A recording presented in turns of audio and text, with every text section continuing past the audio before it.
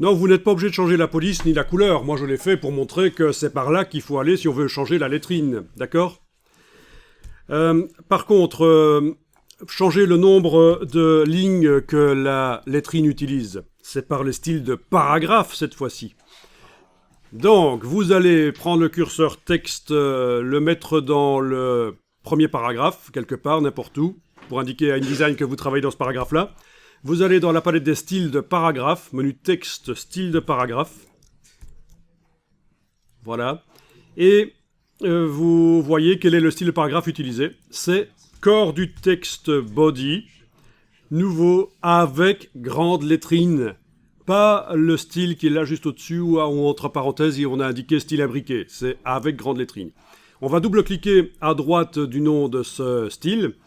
Ça va appliquer le style sur le texte dans lequel le curseur se trouve, mais c'est pas grave puisqu'il utilise déjà ce style. D'accord ? Donc le fait de double-cliquer sur le style pour entrer dedans, voilà. Ça l'applique sur le texte dans lequel se trouve le curseur. Il faut réfléchir un peu à ce qu'on fait. Et alors on va aller voir dans lettrine et style imbriqué. Voilà.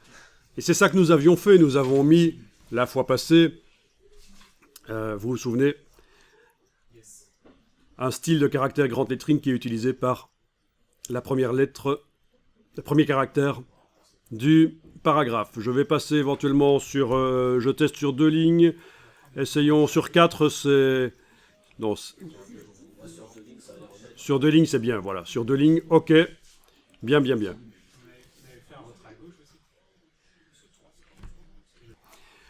Voilà. Alors, ce qui est intéressant, c'est d'aller voir... Ici, on a une petite lettrine. Sur le paragraphe suivant, c'est une petite lettrine. D'accord ? Bon. Alors, ce serait intéressant de mettre la même police de caractère et la même couleur éventuellement que ce qu'on a mis sur la grande lettrine. Donc, je vais vous demander d'aller voir sur la grande lettrine là, encore une fois, de noter ce que vous avez choisi finalement comme police de caractère et comme couleur. Donc, format de caractère de base, je suis dans le premier paragraphe. Chez moi, c'est du Mignon Pro. Chez vous, c'est du Mignon Pro. Non, pas du Mignon Pro, idiot. Il faut que j'aille voir dans... C'est pas là-dedans, idiot. J'étais en train de vous tester pour voir si vous suiviez. Oui, c'est dans les styles de caractère, le caractère de la lettrine. Ok, je clique à côté de tout avec la flèche noire pour que rien ne soit sélectionné. Je vais aller double-cliquer sur une grande lettrine. Ben oui. Format de caractère de base. Apple Chancery, ici. Je sais pas, vous le devriez peut-être l'avoir. Mais vous prenez ce que vous voulez. En tout cas, il faut noter ce que vous avez choisi. Et comme couleur, ce serait pas mal aussi de mettre la même couleur. Voilà, c'est la couleur un peu dorée, cacadois. Super. Bien. Et ce qu'on va faire ici, c'est que pour la petite lettrine qui est là, en bas de la première colonne sur la page 6, peut-être que c'est passé sur la colonne de droite, parce que les colonnes sont chaînées. Là, le bloc qui fait la colonne de gauche est chaîné avec le bloc qui fait la colonne de droite. Ça se voit quand on a un affichage normal. On a la petite flèche ici en bas sur la porte de sortie du bloc qui indique flèche vers la droite. Ça veut dire que le texte sort de là. Il y a ce superbe élastique qu'on voit bien quand on bouge le bloc. Ce superbe élastique qui indique que le texte coule dans l'autre bloc. Donc il est possible que la deuxième lettrine chez vous, elle soit sur le... ça dépend de la taille que vous avez demandé à la lettrine là.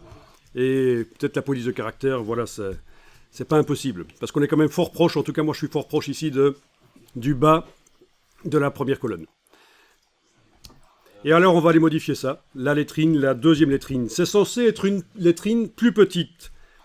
Alors l'idée c'est que la grande lettrine qui est là, elle va commencer éventuellement un article dans un magazine. Et puis de temps en temps, là où le sujet change un peu dans l'article, on articule avec des petites lettrines qui vont agrémenter l'article. C'est juste une suggestion, ça se fait. Ça se fait pas dans les rapports d'entreprise, mais plutôt pour les trucs sympas, genre magazine, quoi. Ok, donc je clique à côté de tout avec la flèche noire, rien n'est sélectionné. Je vais télécommander les styles à distance par les styles de caractère ici. Donc, nous avions Nous avons ici petite lettrine, enfant de grande lettrine.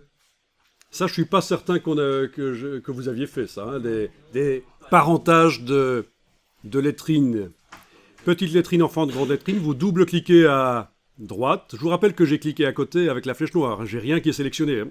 Attention, on double-clique à droite du style de caractère, petite lettrine, enfant de grande lettrine. On va aller voir format de caractère de base, je vais aller mettre Apple, dans mon cas Apple Chancery, voilà. Et au niveau de la couleur, je vais aller mettre la couleur, la même que pour l'autre lettrine, c'était la couleur dorée cacadois. Vous choisissez suivant votre humeur du jour. Voilà. Et alors, un truc qui serait intéressant, c'est que visuellement... Ah tiens, c'est pas la même couleur. Ah ah. Quelqu'un sait pourquoi? La teinte, exactement. Donc, dans couleur du caractère, la teinte, je vais la mettre à 100%. D'accord? Voilà. Et donc, j'étais en train de dire que pour faire la différence, ce serait bien que la dimension des petites lettrines soit quand même plus petite que les grandes lettrines. Sinon, ça n'a aucun sens. Donc, petite lettrine, enfant de grande lettrine, je double-clique sur ce style de caractère et on va aller modifier la taille.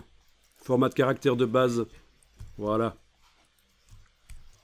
Il est aussi sur 2 lignes, tiens. On va peut-être le mettre sur une ligne, finalement. Voilà. Bon, pour l'instant, j'ai mis 8 points. Voilà, c'est tout petit. C'est plus petit que les grandes lettrines, donc le job est fait.